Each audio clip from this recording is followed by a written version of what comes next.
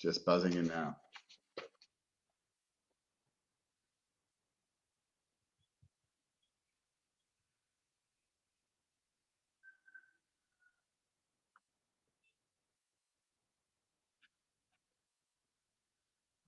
Okay, here we are.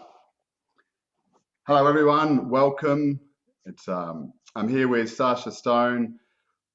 We're going to go into a discussion today. It's a pretty open discussion that we're going to move through, that there's no set format to it, but we're going to be looking at what I'd probably call the great separation, and it's a movement away or into a great awakening of our own self, to move away maybe from some of the polarities that we've been caught up in, or the ignorances that we've maintained in order to find a greater truth. We want to look at a number of particular topics, but we're going to feel into, I suppose, the area beyond what is going on in this particular world at the moment. And it is very intriguing. It is very significant. And it's something that has become a lot more obvious and apparent over the last number of months. But it is obviously something that's not just been going on for the last number of years or generations, but millennia before this. So it's about, within all of us, to start to recognize, I suppose, the responsibility that we can attain, the cradle that we can hold upon our own significance, and start to see what we can create beyond here. So I've invited Sacha, and he's graciously joined with us tonight. So I want to go through and start to look at some of the spaces beyond the narrative. I've noticed myself, Sacha, that there's a great amount of people moving into a level of their own awakening, and sometimes even into their own righteousness of what they've now experienced, and in observation of others that are not awakening at this particular point in time. And I think that's, for me, it's one of those things that is, what do you feel in moving beyond this particular space? How do we avoid looking to others in order to measure ourselves, but to be able to move into the enormity of what exists beyond this, the great unknown, and probably moving through our own darkness? What is it that you're what's your feel into that particular space, and what do you see beyond now? Well, in the first instance, I think it's important for each of us to recognize some universal truths about the alpha and the omega of the human condition. So in the first instance, whatever it is that you think you're going through right now, or that I think I'm going through right now, or that we think we're going through right now as a species, as a civilization, in this kind of epochal shift, this weird, fucked up miasm of economic collapse and apocalypse, and all these narratives and sub-narratives that are emerging constantly in a confluence of pandemonium, calamity, and chaos, albeit engineered calamity and chaos. The important thing to know in all of this, for me, for you, and for us, is that this is not the first time it's happened. Is that this is just a thematic playing out in the fractal hologram, okay? So take check of reality. Stop infusing your story, your life, your drama, your vision, your dream, your whatever, with so much psycho-emotional, psycho-intellectual, psycho-spiritual energy. Because most of that energy is being wasted. It's connected to psycho-emotionality, and it's dramatics. It's the human condition playing out, which is to expend 98% of our energy chasing ghosts.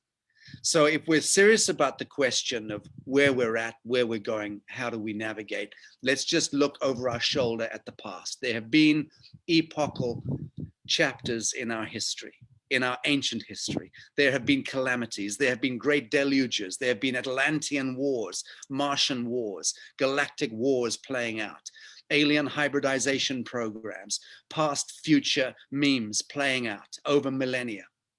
We are not in a particularly extraordinary calamity right now. It's a bloodless Armageddon in the first place, so let's be bloody grateful for that, okay? Yes, we're dealing with ghosts, hungry ghosts, Wicca witch witches, warlocks, Sabbatean agendas, Luciferianism, ritual Satanism, all that dark stuff, turgid stuff in the basement. Yes, it's all pretty creepy stuff, and it's all playing out. But the point is, this is what you, Jason, and I, Sacha, and whoever's paying attention to this conversation, we are the ones who have migrated our souls, navigated our souls to this point in this vector in time space for a good reason, because it's all about self-discovery. It's all about revelation. It's all about learning coherence with the Atman, with the divine flame. It's all a search to remedy the trial of separation. And in so doing, to cast a field of influence, of radiance around us, of luminescence around us, that also elevates other living beings, life forms, sentient beings into a higher mode of expression. So that's all we should be seeing ourselves as, is being pilots, navigating the dividing line between the conscious and the unconscious, between the living and the dead, between the masked and the unmasked, to use the parlance of the day. That is who we are. The human being is the kiss between the dielectric universe and the paramagnetic earth. We are the living biological technology that emerges off the surface of the earth. We have encoded within our so-called DNA, RNA story, limitless narratives, stories, and timelines, all connected to the hyperdimensional, superdimensional, intradimensional, subdimensional forms of reality. They are all present in us. That's what makes us remarkable. So how do we navigate forward? To answer the second part of your question, by withholding judgment.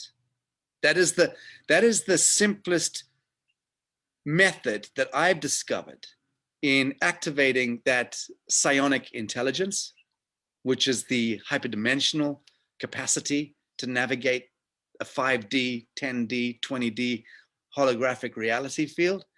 If we want to activate that psionic center and move into alignment with that so-called divine flame, we can do it in the now. Even if you're sitting rotting in a prison cell in Mozambique, doesn't matter. You got the technology in you. And that's about withholding judgment. And I'll give you an example. Let's talk about that poor soul who was wallowing in a damp cell somewhere in Mozambique and no chance of getting out. And life is all but over and no one loves them. And it's just a horrible, horrible scenario. Let's take that.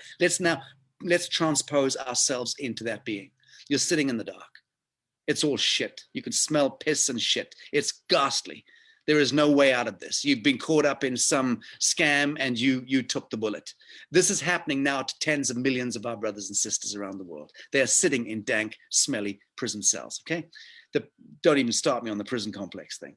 But the point is this, that's about as bad as it gets in this world before death, okay? It's being completely alone, isolated in a situation like that. But if that being sitting in that damn cell goes into the true alignment with the now, the geometry of his or her life in the living moment, and owns the now, it's a quanta, it's an activation of a quanta, which is to say, I did navigate and migrate my soul into this temporal realm, and I am the one placing my witness in this vector of time space. It is not being done to me. I am not a victim of circumstance. I am not a victim of the calamity of family, of community, of society, of the banking system, of the government, of the church, of the drug deal that went wrong and got me into this. No, this is moi, me. I am that I am, and I am in the now. Now that activating of that quanta is to withdraw the capacity to judge and to no longer cast a stone at the prison complex or the fucked up judiciary or the person who got you into the situation or your parents or your lack of finances or whatever, to withhold any sense of blame or judgment, pull it all back into the now. That is how you activate Atman. That is how you activate pure truth, right action in the geometry of now. That becomes your hyperdimensional navigation set for changing the manifest universe in front of you, including the prison walls. And you will perform miracles in that space vector, space-time vector of actualizing and withdrawing all judgment, casting no stone, owning the alpha and the omega of your soul, your trajectory, your incarnation. That is the awakening of the flame of the Atman. Burn the Gospels, burn the books, burn all the manuals. That's all you need to know.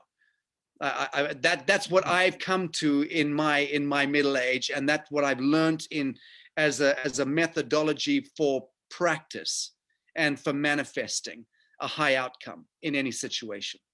Yeah, absolutely. Absolutely. It's so true. It's the and with the poetry that you weave then, but it's such a simple process. It's the complexity that we've added to it that causes us to look so far away from our own self. And that's to me, we've engaged with all this concept that we're broken in some way, that we need to be fixed, that we need to be dependent upon the establishment and what they can provide for us and their great new technologies that they're going to provide and the latest developments, without truly understanding our own capacity to do so. And that's to me, I was listening to what you're saying there about the story and everything that's been created, and to me, I've always looked at the system that's there, and yes, it can be dank, yes, it can be sinister and very contrived in so many ways, and there's probably better words for it, but it's the very nature of that as an individual to rise up through that and navigate that allows us to come into our own truth.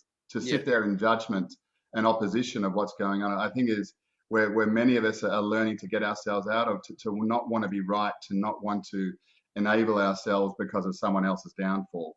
But it's I think at the moment, what I was wanting to, I suppose, look forward into, a big part of what you're saying, because it is, without too much research, this is a cycle that we're going through.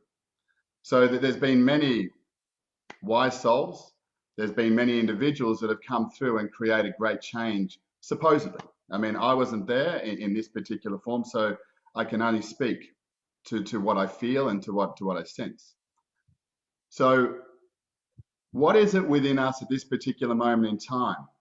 Why is it that we, in our own awareness, recognition, if for your eyes, that we're not, because for me, it's about accepting significance. Where I find working with a lot of people is that the biggest issue that they have is they can't accept their significance. They'll create a story in avoidance of that. So what is it that you feel for you and what you're observing? That why people are apathetic? It's well, each man in his own way, in his own time, in the first instance. So that applies to some and not to others, what you've just expressed. Some people are finding absolute bliss, climactic bliss and fulfillment, expansiveness, affirmation, and beauty in the geometry of now. Others are finding it to be abysmal and apocalyptic, Armageddon-esque. And one can understand both perspectives. It depends how we're attuning the inner lens and how we identify to the images on the screen of life. If we, again, judge or falsely identify with the events that are happening to us or the events that we find ourselves embroiled in, if we falsely identify with the flickering images on the television screen or the YouTube screen, if we falsely identify with the propaganda and the Luciferian agendas coming out of governments and ministries as they propagandize their own supremacy over humans, we are the ones being the arbiter of whether or not we choose to believe, we choose to identify with the deceptions, with the Luciferic images, with the Luciferic words and the propaganda. Why is that? It's because we've not withdrawn sufficiently into the sanctum of our knowing, of our perennial witness, of our state of grace, which is always with us. That singularity, that point of witness, which simply has no judgment, but is able to see all. And that is the navigation, the psionic capacity to see around corners and to bend time and to transmute any given situation into a higher situation.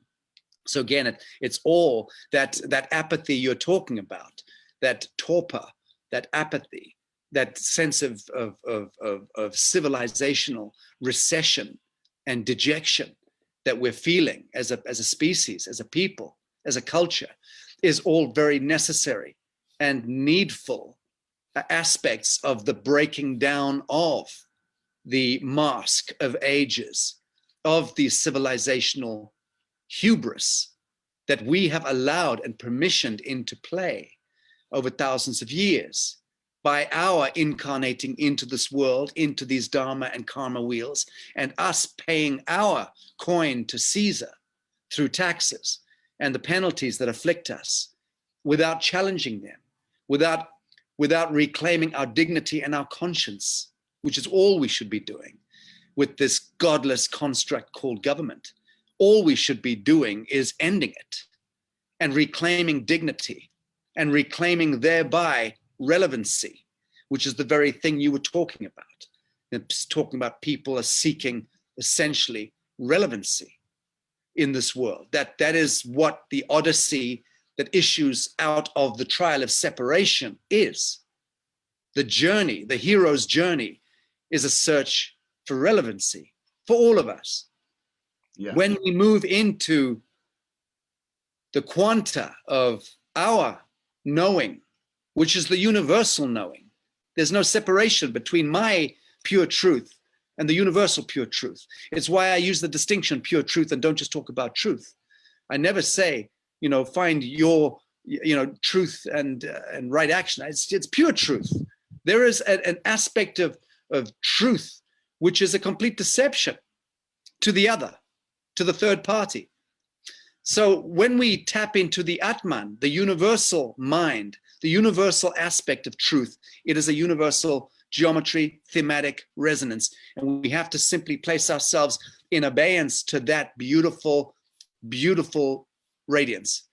That's the universal mind. And that is where the so-called Christ or Krishna or Buddha or Muhammad, whatever the archetypal Guruji is, that is where that icon, archetype, and the mystical traditions of that Guruji are able to harmonize with us. And then the Godhead moves through us, and we're able to manifest patterns of perfection in an imperfect world. And the more we manifest patterns of perfection in an imperfect world, the more relevancy we meet on that hero's journey. So it's a self-fulfilling, self-realizing journey of purposefulness or not. You choose. If you choose to go, who is this raving long-haired tit, poncing around with fancy words on Facebook, using all this, linguistic gymnastics. Well, you can come at me in that way and be completely lost to the gift of the universal theme that I'm bringing to you, or that you, Jason, are bringing into this conversation.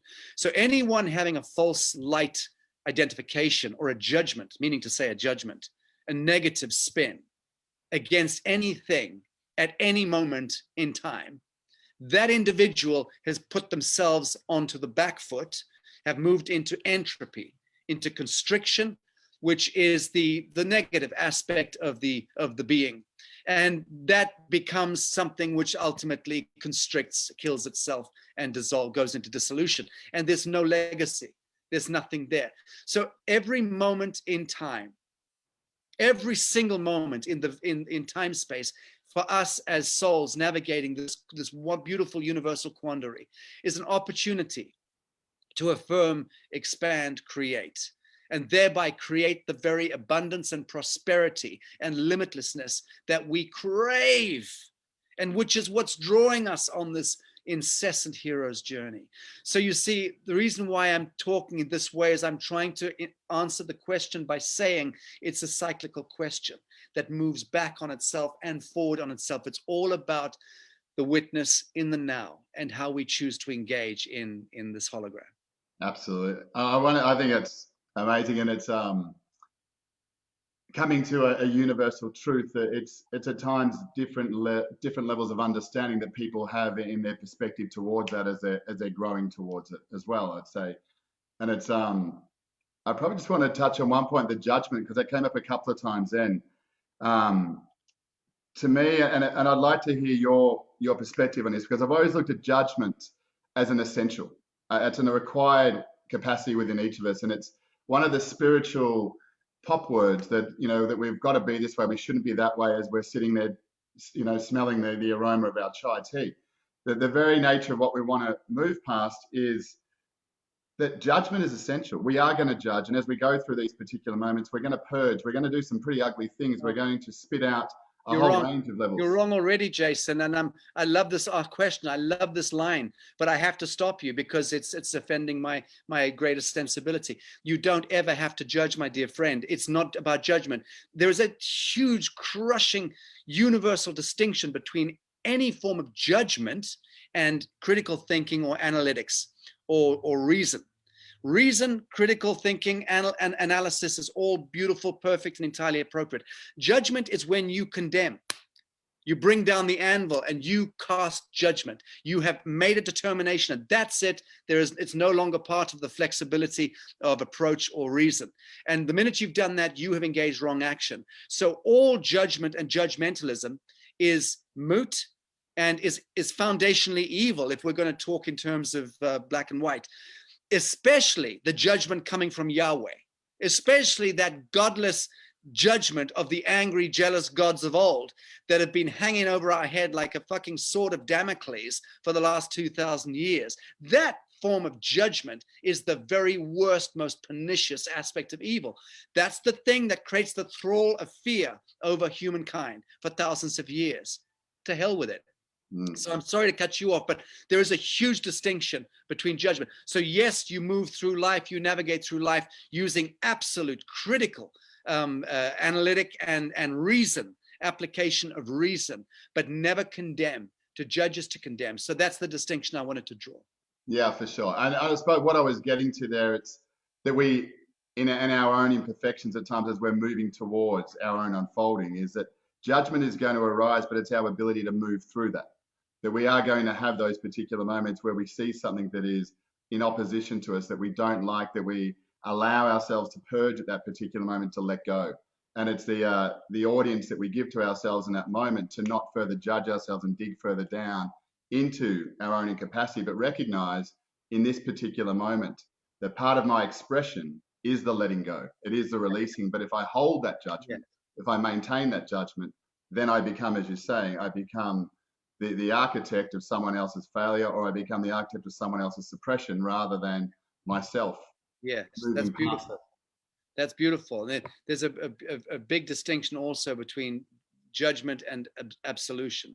The process of judging oneself, for instance, I also disagree with that. I don't judge myself. I witness myself, I observe myself, I analyze myself, and I evaluate, and I apply reason to that. But I will not personally allow that to move into judgment or condemnation, because the condemnation inhibits absolution and redemption. And if we inhibit absolution and redemption and salvation, we're truly screwed. So again, it's a choice. I just think we have to be very careful, because the whole of the patriarchal Abrahamic Judeo-Christian religiosity and that mindset, which then was followed by Mohammedanism, by Islam and Islamic thinking, is all predicated on a source code of final judgment. And that to me is the most heinous concept ever introduced into the zeitgeist. And that's the very yoke that we need to remove ourselves from at the spiritual level, is the idea that there is anything outside of self, number one, that has the capacity to judge or condemn us. And secondly, that the greatest folly and crime against actualizing self would be to condemn or judge oneself. One can only truly befriend oneself, even if you're a mass murdering rapist psychopath who's caused untold harm in this world, and you finally, at the age of 72, gazing at your mirror, on the night before you get executed. Now, that's a scenario that plays out, incidentally, to scores of people who are in that predicament. Don't ever forget that. It's a real situation. And there is a phenomenon that can happen in that true exchange of fire in the eyes with self, in one pure and perfect moment of geometry in the now, is to look at oneself and recognize that you did what you did for all sorts of reasons, for all sorts of karmic entanglements, for all sorts of subjugated, unresolved traumas in self, however you justify, you own that in a living moment, and you exchange fire in the eyes with yourself, and you forgive yourself. That absolution is the opposite of condemnation. That's the restoration, the resurrection of spiritus. That's where we reconvene relationship with the divine. And I wish that onto every single blood drinking, adrenochrome harvesting, baby eating, Sabbatean black mass ritualist motherfucker. I really wish that absolution, redemption, and salvation onto all souls, insofar as that's remotely possible. I don't think it's remotely possible. I think that we've already moved into that bifurcation where so many souls have already designated themselves into space dust, and will take that entropic spin into full dissolution at the soul level. But that's my take on it. But I still say that absolution, redemption, is our salvation, and it's our greatest strength, and it's the thing that is transmuting all of the horrors in the basement of our blood ritualistic and cult ritualistic programming that's gone on for thousands of years, which is behind all the bloodletting and the war, the disease and the poverty in our world.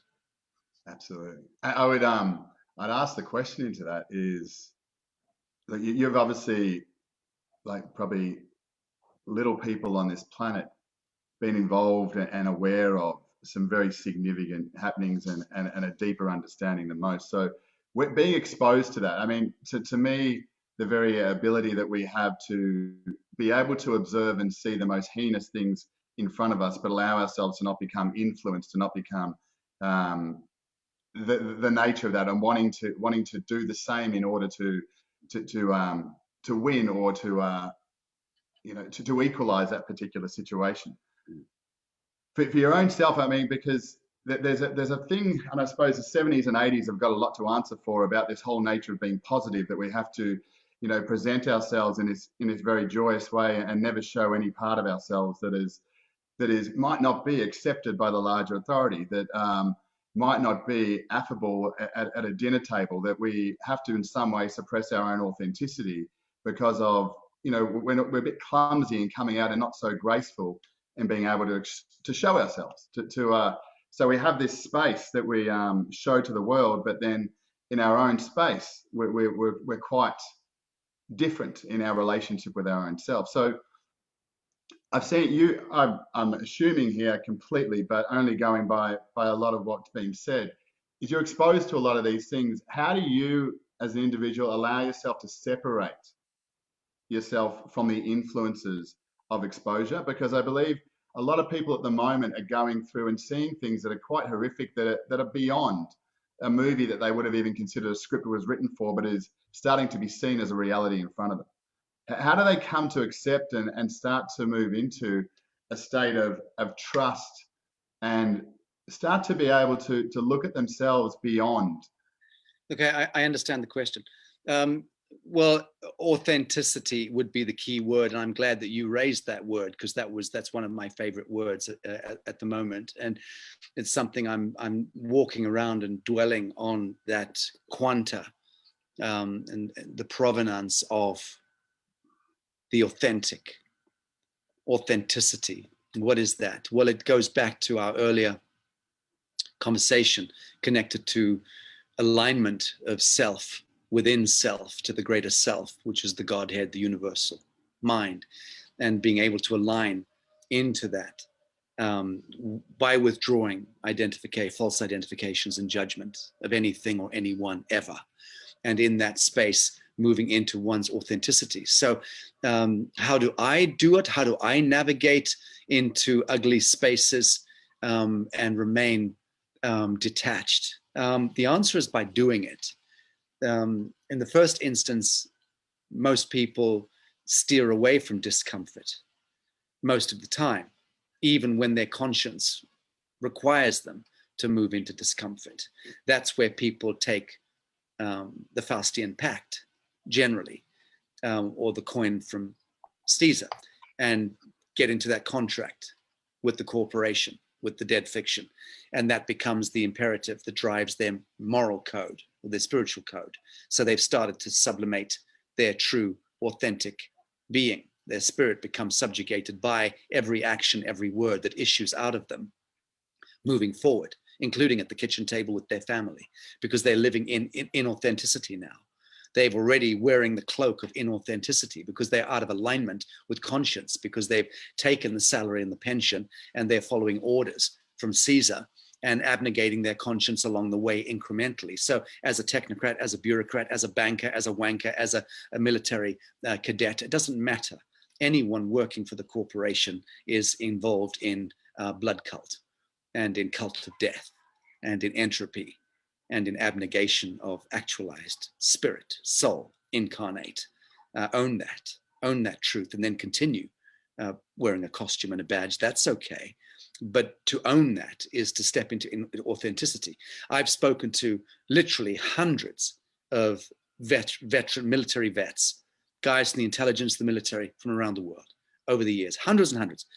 And I've counseled many and received testimony in the International Tribunal from many, and had conversations with many through investigations that we do and are ongoing to this very day. Investigations that you couldn't believe. People who are being abducted by extraterrestrial alliances with military apparatus, who are being implanted with the most extraordinary, nefarious technologies. People who are suffering, people who've been turned into ghosts by the government and the Lucifer, by let's say the Sabbatean Illuminati element that controls governments, who can literally hit people on and off, switch them on and off, change identities and transpose them, and make use of them in all sorts of covert programs and black operations that you really do not want to know about. All of that stuff I'm very involved in. Even last night, I was up until 4 o'clock this morning with very serious figures. I mean, I had a bunch of my team here, but we're involved with troubleshooting some very scary stories like this.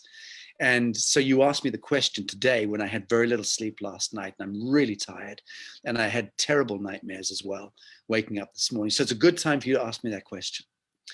How do I disidentify from the turgid and very dark kind of narratives? By doing it. I wake up in the morning, I breathe deeply, I bring spirit back into my form. I get on my motorbike and I go for a spin every day. And I drive very fast, barefoot, without a helmet. That's my way of mindfulness, and I wouldn't advise anyone to do that. But that's my way of doing it. I chase speed, I love speed, and I love going into a kind of meditative state in that. And I'm so empty around here, I'm not endangering anyone. So I do that, then drink lots of coffee, and then just own the day and throw myself right back into the fray. The minute you get that psychic knot starting, going, don't push, don't bet, don't go there, don't do it, you've got to pull back. This is out of my comfort zone. I don't have that language anymore. I don't even know what that language is anymore.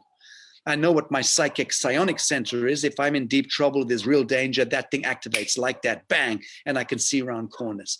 So far, it's treated me incredibly well. And that's early fifth dimensional languaging operating within my DNA, RNA story. And I've earned that. I've earned those credentials through hard graft and by putting myself in the heat of the flame.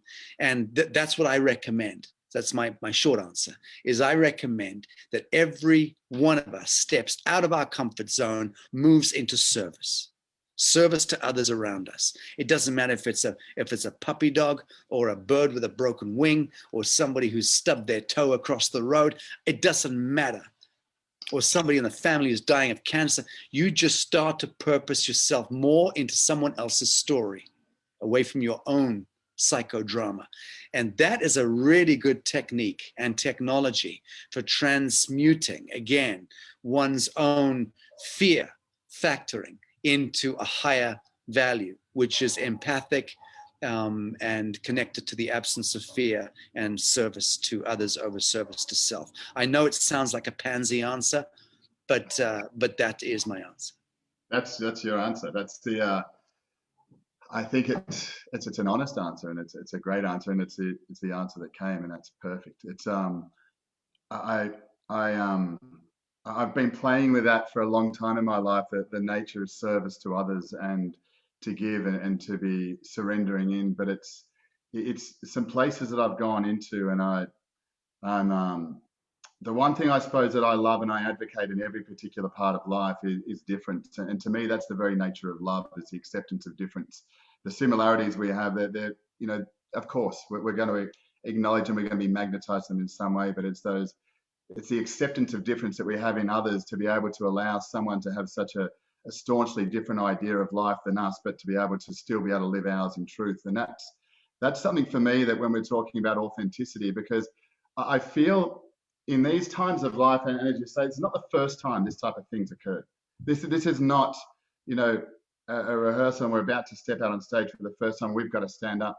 There's what you were mentioning before about the now, and the now can be conceptualized by, you know, an Eckhart Tolle book of, you know, I've read that and I understand the moment of now, and that can be one's experience. But the full absolution, in your words, of now is to embody everything that has been before and everything that will come in this particular moment. So for me, there's a responsibility of an individual to first be of service to self in order to be true service to anyone else. And I feel a lot of the wording that we've been, like words like selfish.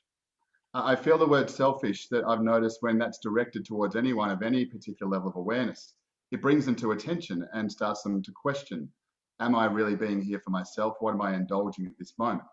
And it's these types of ideas that I feel in moments towards, we talk about sovereignty, we talk about authenticity, the author of our own story, but it's to draw upon that weave around us. But I wanted to go into with that, there's this calling to come together. There's this calling that we've got to rise up. We need to back and be there within each other's space, and we need to do this where we go one, we go all type of ideal. And there's parts of me that it feels that is quite a dissolution away from the real strength and understanding, that we stop short somewhere of our full capacity. And the nature to come together as a community, if we're unable to maintain our own truth in this particular moment, to hold our own attention, that can we be really truly of absolute service and in the full unfolding of ourself, if our focus is upon that I want to help the world? Or does that become, through my navigating, through my traversing through the very sinister nature of what I've come up with, the toxicity that I get rid of to find my own truth beneath that, Yeah. that I can then contribute to a community? No, I get that. So let me step back a bit, because I also foundationally disagree with something you said, but I fully understand what you said and why you said it. And it's 6 of one and half a dozen of the other. But what I want to just pull up here is the notion that one needs to be of service to self in order to be of service to others. That's nice wordplay, and of course I know what's meant by that. But let's just be very, very Socratic in the way that we look at this. No, that is not correct. In the first instance, we are animals born of blood and bone, and we have the fight or flight reflex. Survivalism is built into us. It's to do with hormones and chemistry. And then things like morality kind of, move into the frame. Then there's the egoic mind, which is the discovery mind, the one that starts to fashion a spear out of a piece of flint and, starts to hunt and mine and then shepherd animals and then cook foods and then refrigerate foods and then send rockets to the moon. Okay, so we've had all of that. So we've got fight or flight survivalism. Then that moves into a higher octave, which is the ego mind, the discovery mind, the one that is connected and concerned with our own familial security and prosperity and making money and having enough food to eat and all the rest of it, and having the biggest piece of chocolate on the plate. So that ego thing is an octave higher than the survivalist. It is very necessary and needful to create a distinction between the ego mind and the service to self mind. because there's two different things going on. My personal experience is that one was only able to move into service to self and to the actualizing of self, into a reconfiguring of relationship with the Atman and with the Godhead, after I had willfully, consciously transposed my ego mind in service to me into service to others. It's why in 1999 I established Humanitat, my foundation. It's why I've since that day never taken coin for doing what I do. So all my offerings, my films and my writings and my activism, my speaking and my all of that stuff, I will never take money for it. I've been offered a lot of money from time to time, and I don't accept money for it. I don't try and monetize any of it. I've made hundreds of films now, and it's painful, and I've been very broke at times, and it's not been easy. But it, for me, the service to self, to others, forgive me, was a very necessary, willful, conscious, immersive doing and being in order to catalyze my capacity to serve self. So that's the distinction I want to draw there, and then move on to the next part of what you said, which I thought was beautifully woven, which is the where we go one, we go all meme playing out. And can we indeed be of any service to the greater good if we are seeing the world and life through a ruddied lens? And of course, the answer is no. One cannot be of full service. There are so many people in the truther, so-called truther movement, and the movement of disclosure and of activism and even frontline activism and research. It's a full spectrum, that, of people who are variously on the hero's journey and variously seeking relevancy and variously in service to others. So you've got the full gamut there. I'm lucky that I'm old and ugly enough to have met many, if not most, of the more iconic figures in the world, from the David Icks to the G. Edward Griffins. So I know these blessed souls as friends, and I'm blessed to do so. And I've got open dialogues with literally thousands of people. I was looking last night in my data bank and trying to do a cleanse, and I was with my right hand, and we were looking through these names. We got to like 3,000. I said, well, actually, I can't, because I'm actually in touch with every single one of these people variously. So I'm just I lead a very weird life. I'm constantly in this entanglement of communications with activists and grassroots and governments and intel people and whistleblowers and medical scientists and innovators. And that's just how I place myself, because I'm that kind of curious animal. And I have a capacity to weave and to hold, more or less. But there is a counterpoint to that. There are a lot of people who are involved in the truthing and disclosure and research and activism who are very unresolved within themselves. Now, I know who I am, which is why I don't respond to slanders against me. And God knows there's so many out there. Films being made about me being a pedophile, a Satanist, a Luciferian, a Vatican agent, a Crown agent, the murder of Isaac Cappy last year, bless his heart, bless his soul. And, I've had all sorts, I'm one of those characters, archetypes, who's just been pulled into a lot of low frequency, humdrum controversy memes, because I do a lot and my crew do a lot of stuff, and we're a lot of places at the same time. And that makes a lot of stupid people nervous. By stupid people, I mean the reductive, moronic, armchair researcher, activist twats that I despise more than any other human. Why? Because they are the black seed in the truther movement, in the flame of pure truth. They are the eternal contaminant, and constantly pulling, making us go 3 steps forward, 2 steps backwards. It is those unresolved, fetid, venal little creatures who I could name and shame in public and destroy. I've got enough influence to do that, but I don't. And the reason I never name these morons in public, even the ones who are consistently throwing rocks at my head, some of whom are even well known, and have been on the scene for 15 or 20 years, I will never name and shame people who are attacking or slandering me or my work, because I stand in the flame of pure truth as it relates to the business of not causing harm, loss, or injury to another living soul, so long as, you know, blah, blah. And that's a credo that I'm supposed to, or, you know, I'm supposed to embody, and I do embody to the best of my ability. So that's why. That's not to say I won't punch someone in the face, because I will. Absolutely. If I see any of these morons on the street, that I would physically assault more than half a dozen people in the world today if I saw them. And I have a predisposition to fight. So that's just my nature. I'm a fire animal, and I'm a bull, and I don't mind clashing horns, and I don't mind throwing myself into the fire and all of that. But my essential nature is peaceable, loving, and really wanting to dispense kindness and grace. And I'm not a con. I'm known to myself. I know absolutely who I am. And therefore I am able to navigate. But the question you were asking relates to, are we, so I know who I am. That's my answer about how I navigate. So I've just given you black and white. Yes, I'll punch someone in the face. At the same time, I will be the one conducting the orchestra for absolution and redemption and forgiveness. And the two do coexist under different criteria.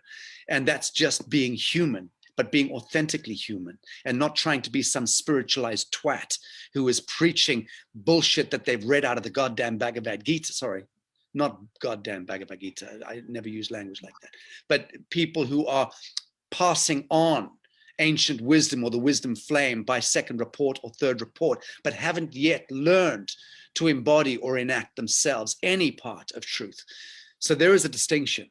And most people in the truther movement are very confused and unknown to themselves. And that is why we're having so much difficulty really inflaming fully the human heart, is because there's so much dialectic and counter dialectic going on within the movement. And so I'm glad you raised the question, because it's a very timely and intelligent and relevant question for now. But there's a higher truth and universal law that governs even what I've just spoken about, which is that everything is perfect in all ways, always in the now. The geometry of now is always perfect. So it's simply about each of us independently acknowledging the fact that no matter how screwed up or fractured the hologram may be, or painful, or sorrowful, the experience in the vector of now is, it is always divinely appointed. Because if we are able to disidentify from that suffrage, that pain, that sorrow, and that false identification, we will thereby be able to manifest the highest outcome and to whatever situation is in front of us. So the navigation set is always the same, and the geometry of now is always perfect. And if we own that, and if we were to collectively own that, Jason, and if that became the collective state of grace, of knowing that I'm never going to be in a situation where I blame someone else for what I'm going through, and I'm never going to cast a stone, and I'm always going to act in right action and stand in pure truth, and I'm always going to be embodying and enacting affirmation, expansiveness, and creativity in the elevation of art, beauty, and consciousness, as I withdraw from an Atlantean logic of war, disease, poverty, and blood cult, that I can own any moment in time. And if that becomes the collective meme, it's over. That's paradigmatic shift right there. You've got the microbes in our gut, in the true brain, which would immediately phase conjugate out all of the negative broadcasting coming in to our cellular DNA from ancient aliens and from Draco reptilians and Zeta reticulans and all of these nefarious lower astral intelligences and egregore energies and lower elemental energies that are constantly influencing our appetites and our journey and our actions and our, that would be phase conjugated out, and we would simply all move almost instantly into our imminent, ineffable, immortal template. And that is coming. That's the event horizon that's occurring in the next few years, certainly after post 2030. So we're at that point anyway. Everything is perfect. I've got no judgment against the status quo being a group of very frustrated, cocking up the soup because they're unresolved within themselves. Even that is perfect. Yeah, yeah, absolutely. And that's it's a part of that whole stimulation to start to find a greater truth within yourself that rises above that. And that's that I think, as you say, it's perfect because it is that way, but it's about our own understanding and our own deliberation within ourselves to be able to find what it is that brings us to ease, and what it is that brings us to a place of creativity beyond that. And that's so significant. It's I I I'm always entertained by, I suppose, the anger, and I would like to, do some part in my own life to diffuse this, because I see the very nature of what is opposing good or light, and I think light's, that's a whole other conversation. To go into the false nature of that in the avoidance of embracing the darkness is where, I mean, that's a whole other. I won't go into. I was going to speak into spirituality, and I believe at times that the misunderstanding of spirituality in the way that it's become nearly as much of a problem in its misunderstanding as what it is that we're looking to oppose and face at this particular time, because of the misuse of the enormity that we have within us.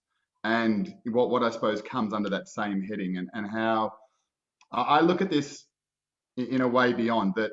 I can sit there in opposition, and I can sit there and think, well, the scoundrels and what it is that they're doing, to our world and to the environment around us. Or I can look beyond that and look to a place where within each individual that they can become uncorruptible, that they can become into their own space where they focus on maybe what you're saying before about owning every single thing that exists in their environment, good and bad, but being able to maintain their own truth beyond that.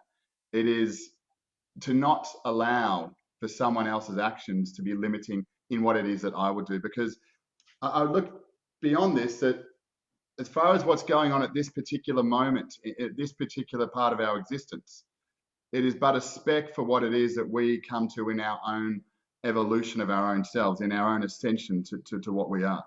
So we can become distracted for a period of time in what's going on, aware of it, but then as an individual, how could we resolve within our own self? And you may disagree in some parts here, but how can we resolve within our own self the very nature of what others are doing, and being able to then focus our attention on creating something beyond that? Because for many of what we're talking about have fallen into a trap at times, the opposition of what they are doing, and exist for the very nature of what they are doing. They are living because rather than for. So how would you, I suppose, in your own self, someone resolve themselves to following their own understanding, their own light? Well, that's the most complicated framing of a question I think I've ever heard. So I need to congratulate you there, to the extent that I don't really know what you're saying, but I think that's my mistake, not yours. But I think that what you're asking me is, how do we withdraw from a binary dualistic experience and resolve that binarized dualistic experience into a higher outcome? And the answer there would be by doing it. Again, which is always my favorite answer to the question, how do you do something? By doing it is the answer. And it really is. It is the answer, is to cast your attention, your objective, project plasma, which is the photons streaming out of your actualized pineal and the lenses of your eyes, and you stream photons towards something through the ideation realm, and you know that you have the life force to feed that vision into embodiment or into manifestation, and you make it so. Real magic, incidentally, not like the Wicca black magic shit that's being spun for us by Antifa and BLM and all these other godless memes playing out on our streets right now, which incidentally are all witchcraft. And that's something I'm going to be speaking to soon. But you just need to do it. You need to resolve the unresolved aspects of self.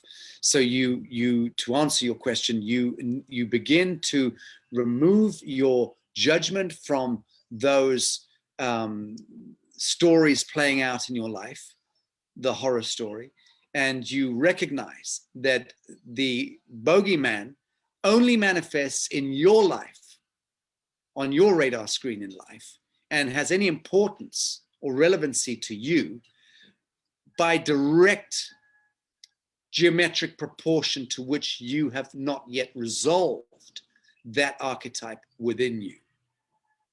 And I use the distinction or the illustration of an Anthony Fauci or a Bill Gates, these creepy archetypes that have lurched out of the subterranean Luciferian underbelly in the last few months and have positioned themselves like glittering ghouls as the arbiters of human health and salvation, and whether or not we're prepared to take their Luciferian vaccination in order to survive as a species. So the degree to which we buy into that shit, that vaudevillian pantomime bullshit, is the degree to which we are conscious or not within the flame of universal truth or not. So it becomes a threshold event of consensus. Are there more stupid people in the world who believe that Bill Gates is a philanthropist and that Anthony Fauci is a stolid, director of the Center for Disease Control, or the NIH, whatever they call it? Do we believe? Are there more people that believe that bullshit than not? Yes, there are, probably. Probably there's 55, 60, 65+ % of people who more or less think that Leonardo DiCaprio is a great environmentalist, and that Elon Musk is a great innovator, and that Bill Gates is a great philanthropist, and that Mother Teresa was a great humanitarian, for instance, and that Che Guevara was a great rebel. So, these Luciferian icons that have manifested do carry the sway of the public consensus in the main. But here's the thing. You and I, actualized, who know the truth of a Bill Gates or an Anthony Fauci or a Mother Teresa, we only need to be less than 10%. And I do put it down to a decimal. That is 1 out of 10 need to be more or less actualized, more or less on the side of truth, to be able to steer the outcome. So you can have a consensus wave of 90% stupid people and 10% not stupid people. And the 10% not stupid people will steer the game. That's the beauty of the geometry of the unconscious civilization in which we live. So it doesn't really matter how many people are out there unresolved or still playing into the binary dialectic, and still wearing masks and choosing to wear masks and believing that masks work and believing that there's a stealth virus out there that's going to pounce on them any moment. That's a choice. That's a choice of the degree to which you are choosing to be in your reason, sanity, or consciousness. And there's no judgment that goes with that. That's just factuality. People who wear masks are stupid. Fact. Anyone who chooses to wear a mask is stupid. Anyone who does so because they need to get on the plane to get to where they're going, that's fine. Go for it. As long as you have a deep scorn and irreverence for the pantomime, that's acceptable. But anyone who willfully dons that mask and orders some Gucci masks online to augment their outfits are morons by definition and distinction. And those individuals who are playing into the entropic paradigm are the ones responsible for war, disease, and poverty in our world. I'm not. I'm absolutely not, and you're not. And all of those of us who've chosen to actualize within the dream spell and to step outside of the cult programming, we are part of very much of the new earth, of the engineering or the architecting of the paradisical. And so we'll continue on that noble journey. Now, the question is this, is not how do we apply the intellect to the chessboard of life and evaluate, are we winning or losing? That's not That's not the thing. You're not going to work it out with systems orientation or mathematics. You're gonna feel it. You're gonna know what you know, see what you see, feel what you feel. And the knowing bit is the psionic bit. So my question to you, Jason, as we're at the top of the hour now, my question to you is, what do you feel? And how do you feel about the now, about the great awakening, about the great emergence from the catacombs, the labyrinthine depths under our civilizational basement that have been fueled by harvest of humanity and sacrifice of innocence and bloodletting and the engineering of wars and poverty and untold misery over millennia. The emergence of that into the light of day in our generation, in our time, how does that make you feel? What do you feel in that? It's for me to say exactly how I feel at this particular moment is, I don't feel advocated, but I feel embraced in knowing that the purge is happening, that this is being released. I'm celebrating, I'm embracing, and I'm moving through it. It's not to say that there hasn't been moments of question, that there hasn't been moments of challenge, but I believe in my own self, I've always looked to what it is that I'm prepared to embrace, not what I'm prepared to let go of.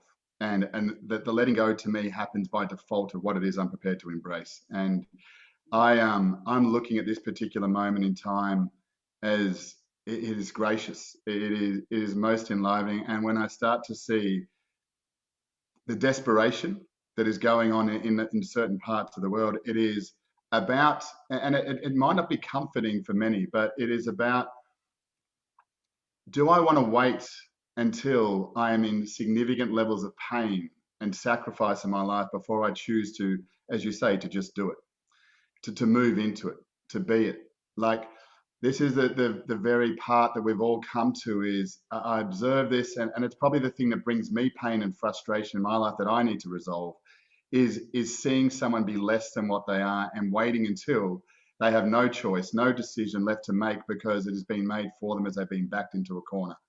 So for me, it is about an individual choosing to audaciously author their own life. And I feel amazing. I've been sitting in a space my entire life where I've sat patiently, and I don't mean waiting, because I felt where I was moving towards. And this particular moment, I believe, is the start of something of greater significance. My intention through this is to not allow this just to be a band-aid, to not allow this just to be something that we remove leaders, that we get rid of this sinister nature that sits beneath us. It's to create a space where that doesn't exist ever again. And that becomes about each individual wanting to embrace that, whether that's together, whether that's individually. But to me, that's what's inspiring, to never be in a place again where that is the case, and not wait until. Very good. And not forgetting a very wise adage from the Andromedan star peoples. And I'm sorry, I can't remember the name of the blessed man who was the emissary who brought this to us some years ago. But remember these words, because they're the most powerful words, or amongst the most powerful words you'll ever hear, which is that the pain that you feel is the love that you withhold.